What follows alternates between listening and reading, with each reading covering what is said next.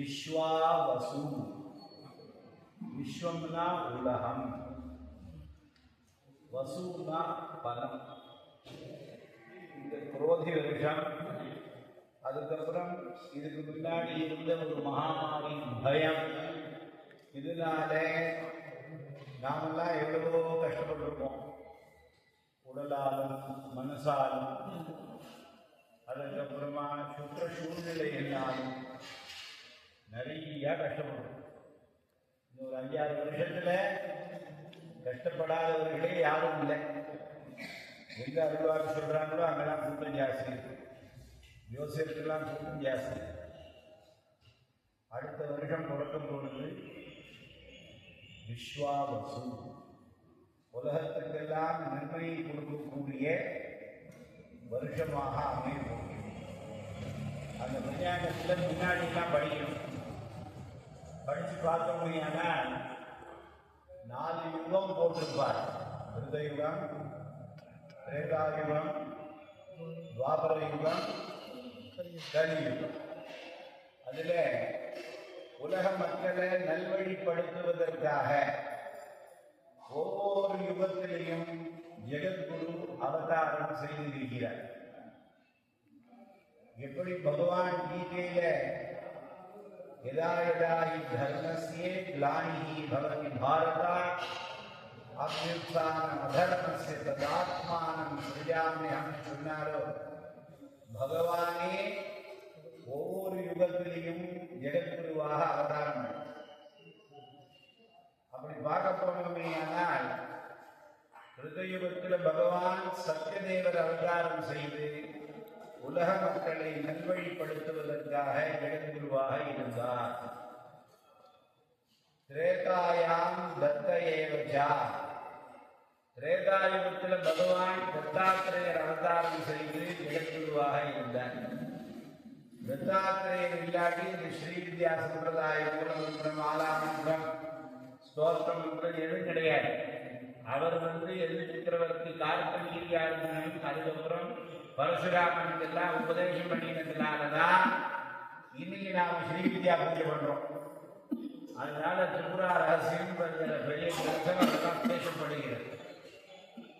அப்ப திரேதாயாம் தத்தையே வச்ச துவாபரே பகவான் வியாசா, துவாபர யுகத்திலே வேதவியாசர் அவதாரம் செஞ்சு நமக்கு அனுகிரகம் பண்ணார். எப்படி அனுகிரகம் பண்ணார்னா, அப்பயே எல்லாருக்கும் கொஞ்சம் இந்த மந்தத்தன்மை வந்துருந்தோம். ஏன்னா அடுத்தது கலியுகம் வருதே. அதனால துவாபர யுகத்துல மனிதர்களுக்கு மந்தத்தன்மை வரப்பட்டது. அப்பொழுது பகவான் வியாசர் என்ன பண்ணார்னா, ஒரே வேதத்தை 4 பிரிவுகளாக பிரித்து காண்பித்தார். ஒரே புராணத்தை 18 புராணமா கொடுத்தாரு. அதுக்கப்புறம் இந்த கலியுகம் வந்து, இந்த கலியுகம் வந்ததுக்கு அப்புறம் என்ன ஆச்சு அப்படின்னா, நாமெல்லாம் ரொம்ப சோதந்திரமாயிட்டோம். அதனால என்ன ஆச்சுன்னா, மற்ற சேர்வாரோடு சேர்ந்தால் என்னமோ ஒரு வச்சனம் எல்லாம் சொல்லுவாங்க. அதனால நேற்று மட்டும் போன வருஷம் தான் குழந்தை நல்லா இருந்தாப்பா, சேர்க்கை செய்தி இல்லை, கெட்டு போயிட்டான் அப்படி. அது மாதிரி இந்த கலியுகம் வந்த உடனே நமக்கெல்லாம் ரொம்ப பந்து புத்தி இருந்துச்சு. அப்ப நமக்குள்ள நிறைய வேற்றுமைகள் எல்லாம் ஏற்பட்ட உடனே பகவான் பார்த்த ஒரு குரு அவதாரம் பண்ணணும்னு சொல்லிட்டு ஆதிசங்கர் பகவத்பாதால அவதாரம் பண்ணினார். இந்த யுகத்தில் அவதாரம் பண்ணின உடனே அவர் என்ன பண்ணார் அப்படின்னா, இந்த யுகம் பிறந்த உடனே இந்த யுகத்தில் எல்லாருக்கும் தெரியும், இங்க இருக்கிறவங்க எல்லாம் தர்மத்துக்கு எத்தனை காலம் இந்த யுகத்தில், மொத்தம் தர்மத்துக்கு எத்தனை காலம் யாராவது சொல்லுங்க. இப்ப நடக்கிற கலியுகத்தில் எத்தனை காலம்? அப்ப இப்ப இருக்க கலியுகத்துல ஒரு கால் தான் தர்மத்துக்கு இருக்கு. அப்ப 3 கால் உங்களுக்கு கிருதயுகம், திரேதாயுகம், துவாபர யுகம். முதல்ல கிருதயுகத்துல 4 கால் இருக்கு தர்மத்துக்கு. அதுக்கப்புறம் திரேதாயுகத்துல 3 கால் ஆச்சு. அதுக்கப்புறம் துவாபர யுகத்துல 2 கால் ஆச்சு. கலியுகத்துல 1 கால் ஆச்சு. அப்போ என்ன ஆச்சு அப்படின்னா இந்த தர்மத்தை ஸ்தாபனம் பண்ணணுங்கிறதுக்காக ஆதிசங்கர பகவத்பாதர் அவதாரம் செஞ்சு இருந்த வேதங்கள் எல்லாம் நமக்கு சொல்லிக் கொடுக்கணுங்கிறதுக்காக எல்லாம் அவர் வந்து உங்களுக்கு என்ன பண்ணியிருக்காருன்னா தசநாம சம்பிரதாயம் 10 விதமான சன்னியாச அனுஷ்டானத்தை ஏற்பாடு பண்ணியிருக்கார். கிரி, புலி, பாரதி, தீர்த்தா, கீதவாலா இன்னும் படிக்கணும். 10 சம்பிரதாயங்கள் கொடுத்து இன்னும் நீங்க வடநாட்டில் போனீங்கன்னா இந்த தத்தாத்திரேய சம்பிரதாயத்துல நவநாத சம்பிரதாயம் அப்படின்னு நவநாத் அப்படிமா அந்த நவநாத சம்பிரதாயம் தத்தாத்திரேயனோட பரம்பரை. இப்ப ஆதிசங்கர பகவத்பாதால் தசநாம சம்பிரதாயமா பண்ணி எல்லா இடத்துலையும் சங்கரர் நிறைய இருக்கணுங்கிறதுக்காக முதல்ல இந்த வழிபாடுகள்லாம் தழைக்கணும் அப்படிங்கிறதுக்காக இந்த ஷண்மத வழிபாட்டை செய்தார். கானாபத்தியம், கௌமாரம், சைவம், வைணவம், சாக்தம், சௌரம் எல்லாம் ஒன்றுதான். ஒன்றுவே அப்படியே பிரிச்சு பார்க்கலாம். இருக்கும் வஸ்து இருக்கும் பொருள் ஒன்றுதான், இருப்பது அத்தனை கடவுள் தான்.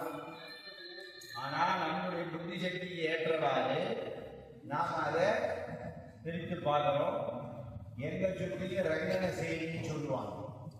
எங்க சுற்றினாலும் ரங்கன சேரிக்க வேண்டும். அப்படி நீங்க எங்கதான் போனாலும் ஒரு இறை வழிபாட்டுக்குள்ள வரணுங்கிறதுக்காக இந்த ஷண்மதத்தை அது ஏற்படுத்தணும். அதுக்கப்புறம் இந்த அறம், பொருள், இன்பம், வீடுங்கிற 4 புருஷார்த்தங்கள் இருக்கு. அது சமஸ்கிருதத்துல புருஷார்த்தம்னு சொல்லுவார்கள். இந்த அறம், பொருள், இன்பம், வீடுங்கிறது சாம்ராஜ்யம், மோட்சம் கிடைக்கணுங்கிறதுக்காக என்ன பண்ணாருன்னா பகவத்கீதை, 10 உபனிஷதங்கள், அதுக்கப்புறமா பிரம்மசூத்திரம், இதுக்கெல்லாம் வந்து பாஷ்யங்கள் எழுதின. இதெல்லாம் படித்து நாம மனசுல நிலைநிறுத்தி அது மாதிரி வாழணும்னா நாம் இந்த யுகத்துல எல்லாராலையும் வேதம் படிக்க முடியாது. அதனால என்னன்னா கடவுளை வழிபடணும். கடவுளை வழிபட்டா என்ன நடக்கும் அப்படின்னா நம்ம மனசு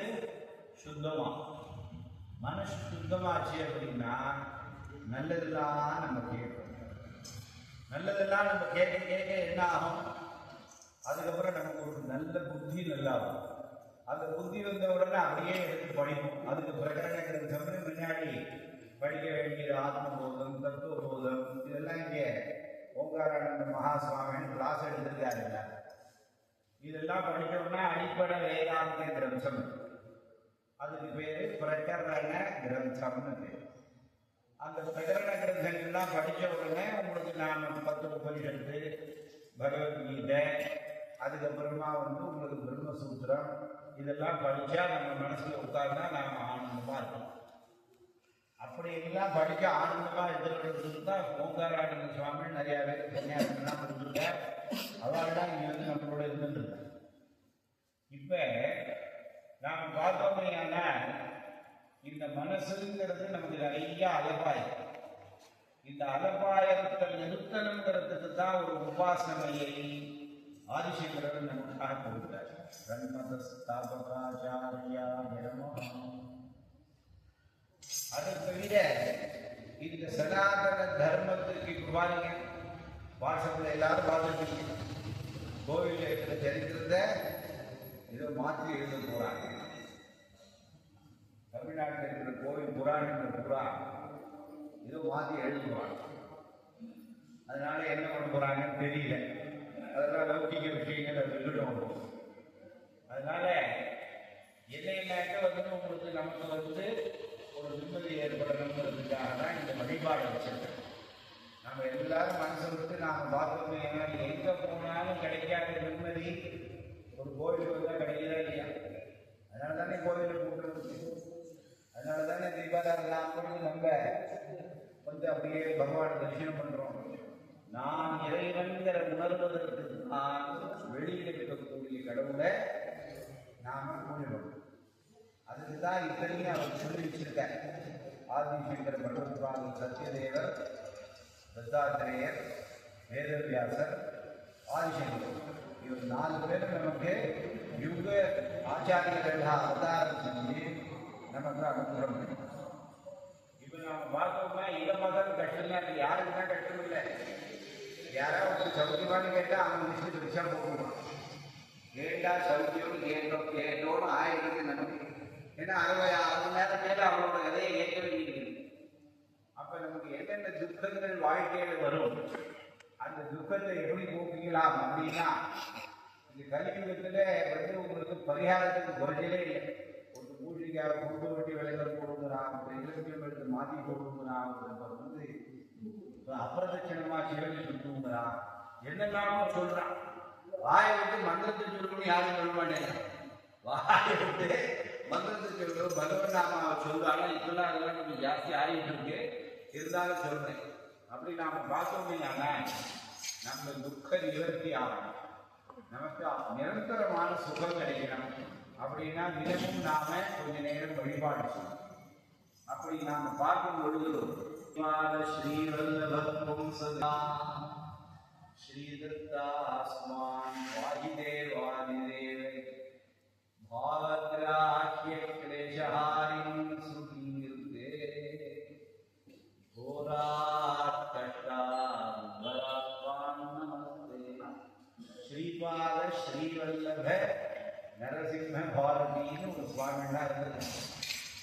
கலியுகத்தில் ஸ்ரீபாதராஜன் சரணம் பிரபத்தியேன்னு தத்தாத்திரேயுடைய மறு அவதாரமாக ராஜமுந்திரின்னு தெலுங்கு தேசத்தில் ஒரு ஊர்.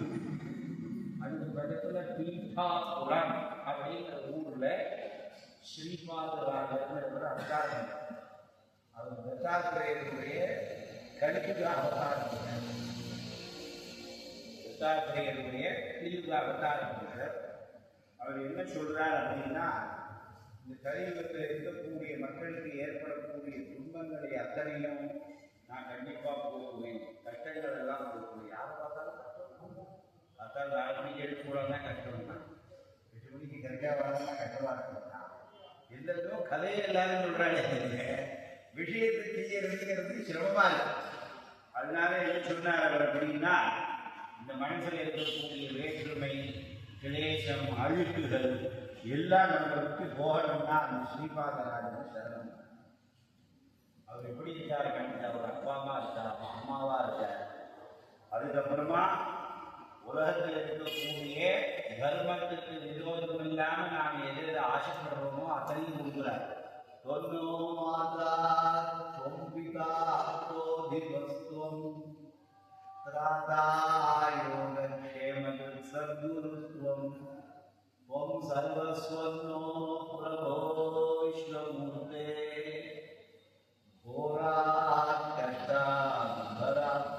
நமஸ்தே. அடர்ந்த காடு மாதிரி இருக்கக்கூடிய துக்கத்தில் மாட்டிக்கொண்டு கட்டம் கட்டம் என்று தவித்துக் கொண்டு இருக்கக்கூடிய எங்களை கரையேற்றி அனுகிரகம் செய்வாயாக அப்படின்னு பிரார்த்தனை. அப்புறம் ஆதி வியாதி ஹரம் நிருணாம் அப்படின்லாம் ஸ்லோகங்கள்லாம் இருக்கு.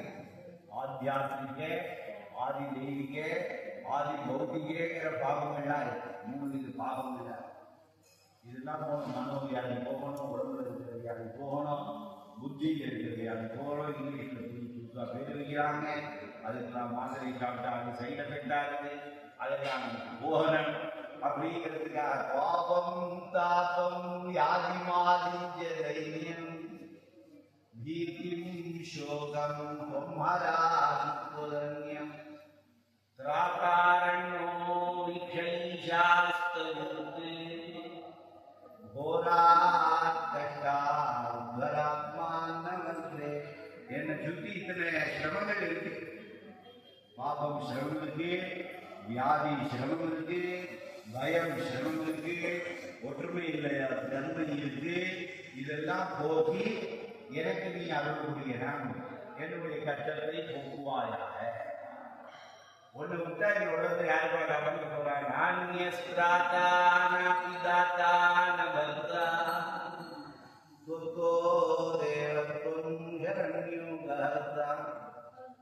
குருவாத்ரேயானுகிரகம் பூர்ணராதி. குருவாத்ரேயா அனுகிரகம் பூர்ணராத்தே பகவான் போய் நம்ம சத்தம் கொண்டு கேட்கிறோம்.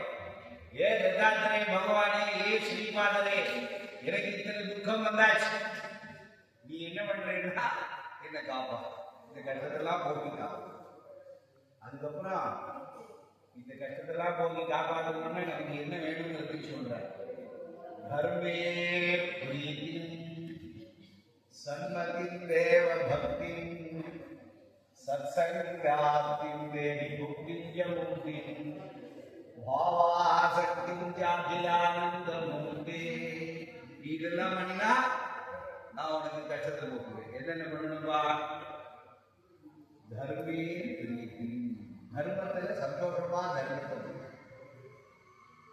சன்மதி நல்ல புத்திய நமக்கு வளரும். அப்படி தர்மத்தை பண்ணிக்கணும். தேவ பக்தத்துல பக்தியோட, பெரியவர்களிடத்துல மரியாதையோட, விசுவாசத்தோட. எங்க பொண்ணு நாட்டுலாம் சின்ன குழந்தையோட ஐயா வந்தியா, எப்படி இருக்கீங்க, நல்லா இருக்கீங்களா, என்ன கிளாஸ் படிக்கிறீங்க, இப்படிதான் கேட்பாங்க. அதனால அதுக்கு சின்ன குழந்தையிலேருந்து மரியாதையை நாம் அதுக்கு கொடுத்தாதான் அது திரும்பி நமக்கு கொடுக்கும். அதுக்காக அப்படியெல்லாம் ஒரு வளர்ப்பு. தர்மே பிரீதிம் சன்மதிம் தேவ பக்தி. இப்படி நாம் தேவ பக்தி இருந்தோம்னா இதே மாதிரி சத்சங்கம் வேத போதியவர்களிடம் பெரியவர்களிடமெல்லாம் இருந்து நாம நல்வார்த்தைகளை கேட்கக்கூடிய ஒரு வாய்ப்பு நமக்கு கிடைச்சி அதனால நம்ம புத்தி மேல பிரகாசிக்கும். அதனால என்ன பார்க்கணும், சந்தோஷமா இருக்கும். நல்ல முக்தி, நல்ல போகம் கிடைக்கும். அப்புறம் முக்தி வேணும்னு ஆசைப்பட்டேன்னா மோட்சமும் கிடைக்கும். பாவாசக்தி ஜாகிலானந்த மூர்த்தி. இது அத்தனை நாம பண்ணினோம்னா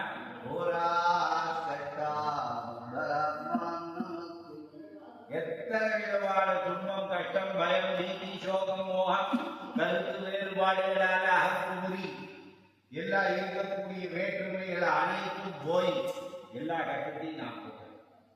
இந்த ஸ்லோகம் 5 தான் இருக்கு.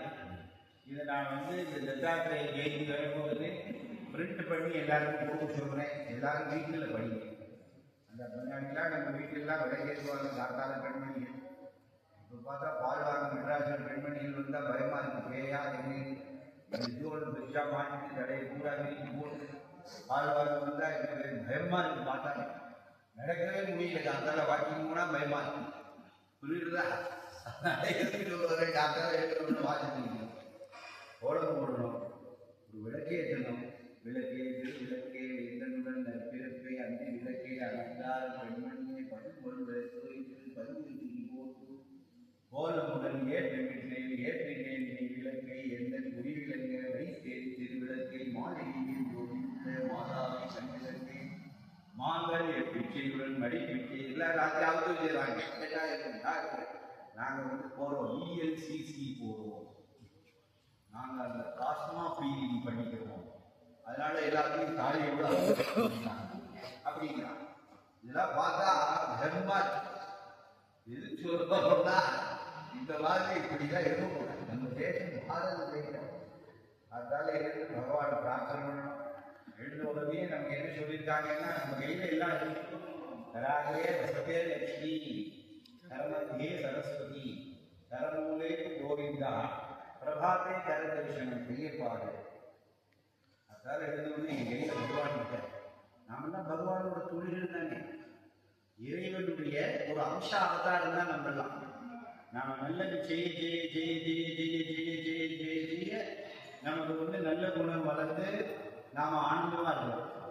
அந்த நல்ல குணத்தை கெடுக்கிறதுக்கு அடர்ந்த காடு மாதிரி துக்கம் வந்தாலும் அதெல்லாம் போகணுங்கிறது தான் இந்த ஸ்லோகங்களாக எழுதியிருந்தாங்க.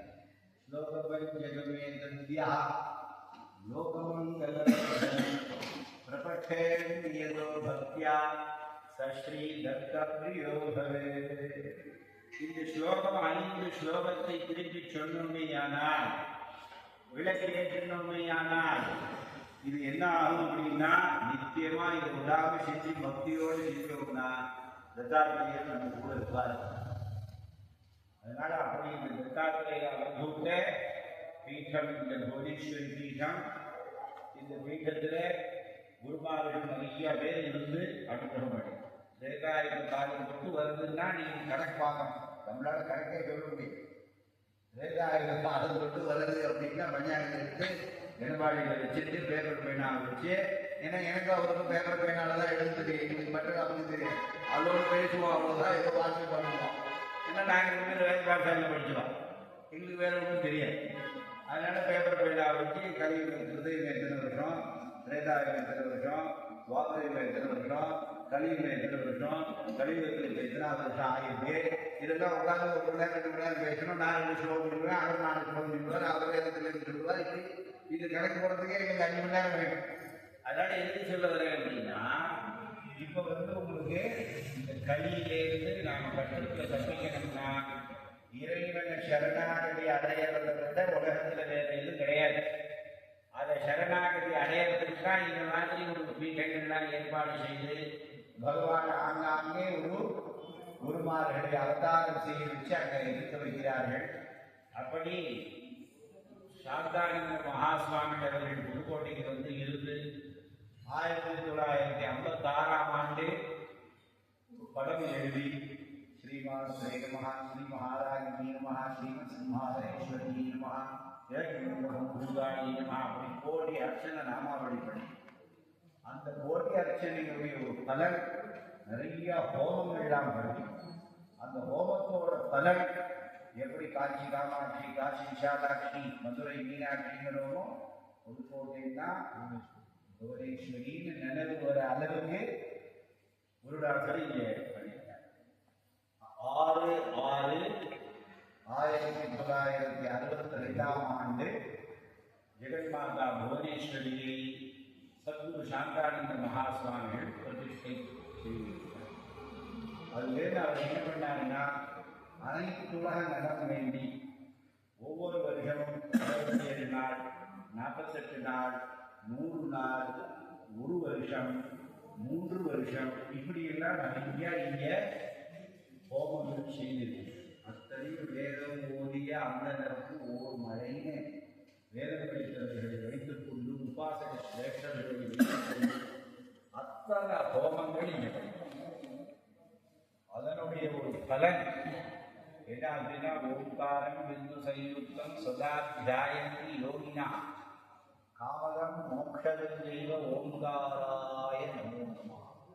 ஓம்னு சொன்னாலே உங்களுக்கு எல்லாமே கிடைக்கும். வேதமே என்ன சொல்றது? ஓம் தத் பிரம்மா, ஓம் தத் ஓம் ததாத்மா, ஓம் தத் சத்யம், ஓம் தத் சர்வம், எல்லா ஓம் அடங்கியது சர்வம்.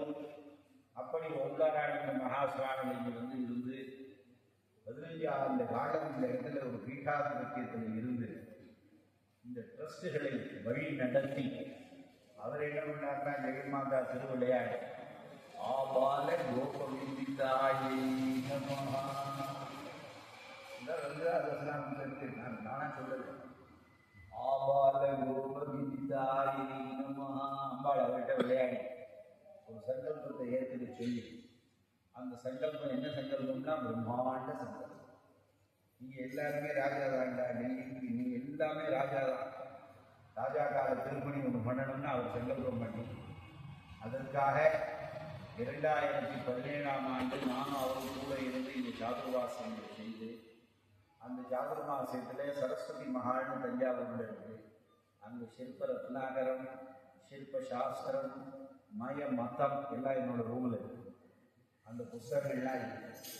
அந்த புஸ்தகத்தெல்லாம் பார்த்தா அதை படித்து நாம் உள்ளே வாங்கினதுக்கே நாம் ஒரு நாளைக்கு 12 மணி நேரம் செலவு பண்ணணும். அத்தனை பெரிய புஸ்தகங்கள் இருக்குது. அந்த புஸ்தகத்தில் என்ன சொல்லிக்கிட்டுன்னா, எப்படி ஒரு வீதி இருக்கணும், எப்படி ஒரு நகரம் இருக்கணும், எப்படி ஒரு வீடு இருக்கணும், எப்படி ஒரு கோயில் இருக்கணும், எப்படி ஒரு மடம் இருக்கணும், இது அத்தனையும் அதில் துல்லியமாக கணக்கு போட்டிருக்காங்க.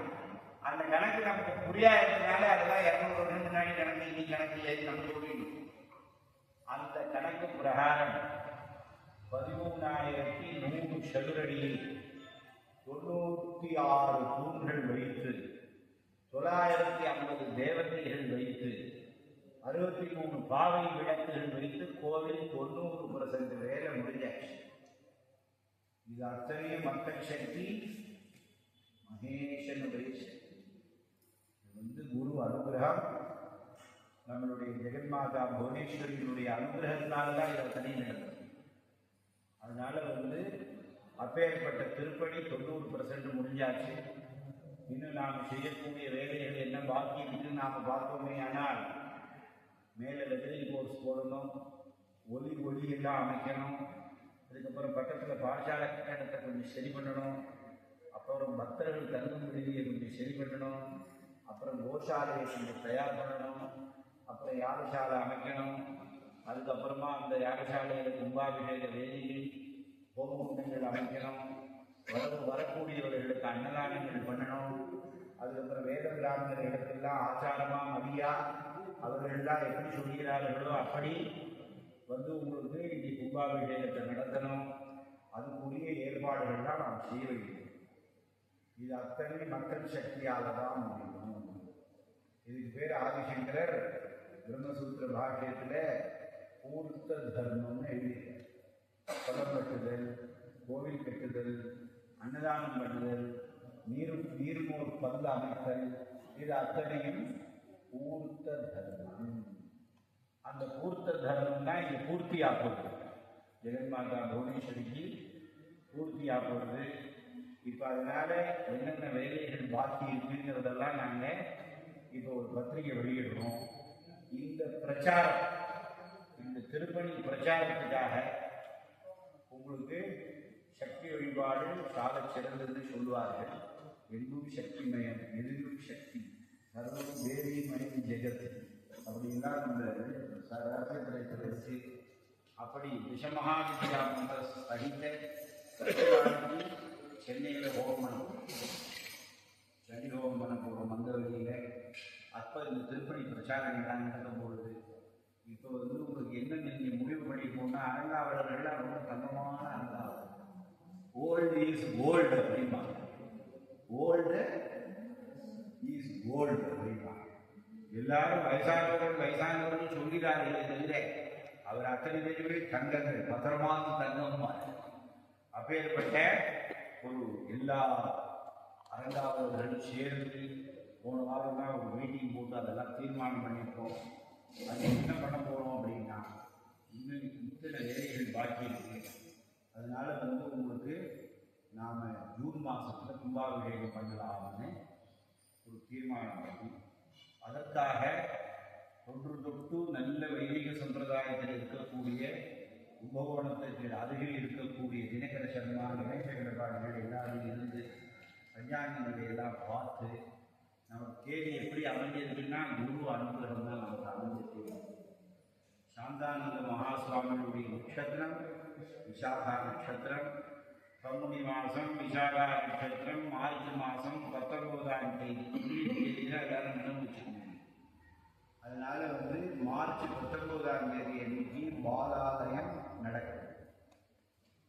அதுக்கப்புறமாக ஜூன் மாதம் 1, 2, 3, 4, 5 இந்த 5 நாள் 8 கால யாகசாலைகள் நடந்து உங்களுக்கு ஜெகன்மாதாக்கு கும்பாபிஷேகம் ஆகும்போது ஜெட்டி சுவாமியோட அதிஷ்டானத்துக்கு கும்பாபிஷேகம் ஆகும். அதனால 1ஆம் தேதியிலேயே பெரிய திருவிழா நடக்குது. அதனால அதுக்குண்டான ஏற்பாடுகளை பற்றி பண்ணிட்டு இருக்கோம். இப்போ நம்ம அரங்காவலர்கள் 2 பேர் இங்கே வந்தாச்சு. நம்ம செக்ரட்டரி மாமாவும் வந்துட்டார், வாங்க பக்கத்தில். அதுக்கப்புறமா ட்ரெஷரர் ஐயா அவர்கள் இருக்காங்க. அவங்கெல்லாம் சேர்ந்து இந்த பத்திரிகையை வெளியிடுவாங்க. இந்த எல்லாருக்கும் தெரிவிக்கிறதுக்காக இந்த பத்திரிகையை வாங்குவது கிடையாது. ஆத்மாவில் செய்தது பெருசு கிடையாது. அதே மாதிரி ஒரே மண்ணில் கொயவெட்ட கொடுத்தாக்க பலவித பாத்திரமா பண்ணுறான். ஒரே தனிமை தட்டான ஆசாரிகிட்ட கொடுத்தா பலவித ஆபரணம் பண்ணுறான். ஒரே பால் தான் பரமானது, எல்லா மாட்டிலும் கிடைக்கிறது. அதே மாதிரி ஒரே பரமாத்மா தான் நமக்குள்ளெல்லாம் இருக்காங்க. அந்த பரமாத்மாவை தெரிஞ்சுக்கிறதுக்கு நாமும் பக்தி அவசியம், பூர்த்த தர்மம் அவசியம். அந்த பூர்த்த தர்மம் பூர்த்தி ஆகும். அதோட ஒரு வெளியீடு உங்களுக்கு இப்போ நம்மளுடைய செக்ரட்டரி ஸ்ரீதரன் அவர்களும் அவரும் பூகோடையில் எல்லாருக்கும் தெரியும். அதே மாதிரி ஆடிட்டர் லக்ஷ்மணன் 2 பேரும் சேர்ந்து இந்த பத்திரிகையை மக்களுக்காக வெளியிடுவார். यदहंधनेन प्रपणगृश्चरानिधनेन देवाधनमिच्छमानः तस्मिन् सोमोरुजमादधात् अग्निरिन्द्रो बृहस्पतिश्च स्वाहा. அதே மாதிரி 10 ஊர்ல இந்த சண்டி ஹோமத்தை 10 நாள் பண்ணணும்னு தீர்மானம் பண்ணியிருக்கோம். அதனால உங்களுக்கு அந்த பத்திரிகையும் நமது லட்சுமணன் அவர்கள் வெளியிடுவார். சண்டி ஹோம பத்திரிகை இது எல்லாருக்கும் இங்கே ஒரு போர்டு வைப்பாங்க. அந்த ஊரில் இருக்கிறவங்களுக்கு கொடுக்குறாங்க. எல்லாரும் யார் யார் மெட்ராஸ் வரீங்களோ அந்த சமயத்தில் வாங்க. நம்ம ஏவோ ஹரிஹரன், வியாசநாராயணன்ஜி, அப்புறம் வெங்கட்ராமன் அம்மா எல்லாரும் இங்கே இருக்கிறவாட்டா அவங்க இதை பற்றியெல்லாம் சொல்லுவாங்க. அதனால எல்லாம் இந்த ஸ்வயம்பிரகாச அவதூத சதாசிவ அறக்கட்டளை மூலமாக சத்குருநாதர் அனுகிரகத்தோடும் ஜெகன்மாதா புவனேஸ்வரி அனுகிரகத்தோடும் தொடர்ந்து நடக்கிறது. சேரந்தி மாமா அவர்களுக்கு இந்த ஸ்வயம்பிரகாச அவதூத சதாசிவா ட்ரஸ்ட் மூலமாக வெளியூர்ல நடக்கக்கூடிய ஒரு ஹோம பத்திரிகையை தருவோம். நான் ஒரு பிரார்த்தனை சொல்றேன், எல்லாரும் சொல்லுவோம். அதுக்கப்புறம் தீபாராதனை, அப்புறமா எல்லாருக்கும் இது. உலகலாம் நிறைந்த தாயே, உலகலாம் நிறைந்த தாயே,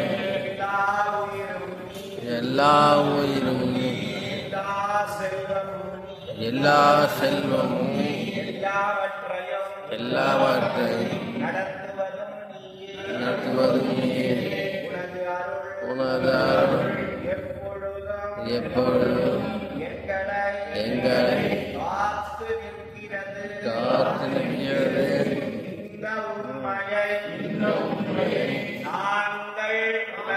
நாங்கள் உணர அருள் புரிவாய் அம்மா. பசிக்கு உணவு ஆவாய், பருகும் நீராவாய், நோய்க்கு மருந்தாவாய், போக்கும் ஒளியே, வறுமை நீக்கும் செல்வமே, தவமும் ஞானமும் உனது நன்கொடைகள் அன்பும் அறமும் உனது அருங்கலை படைப்புகள் அன்னையே ஆதிசக்தியே உன்னில் பிறந்து உன்னில் வளர்ந்து என்னை உனதாக்கி அருள் புரிவாய் அம்மா. எல்லா உயிர்களும் இன்புற்று வாழ வேண்டும். லோகா சமஸ்தா சுகினோ பவந்து இன்பமே சூழ்க